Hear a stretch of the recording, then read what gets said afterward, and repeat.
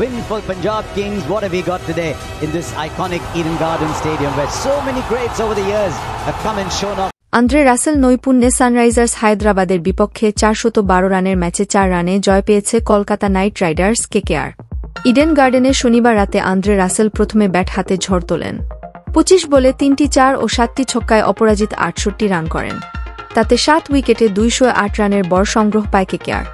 এরপর বল হাতে 2 ওভারে 25 রান দিয়ে 2টি উইকেট তুলে নেন ওয়েস্ট ইন্ডিয়ান এই অলরাউন্ডার। ফেরান অভিষেক শর্মা ও আব্দুল সামাদকে। শেষ পর্যন্ত হায়দ্রাবাদ 7 উইকেট হারিয়ে 204 রানের বেশি করতে পারেনি। 4 রানের দারুণ জয়ে আইপিএলের নতুন মৌসুম শুরু হয় কলকাতার।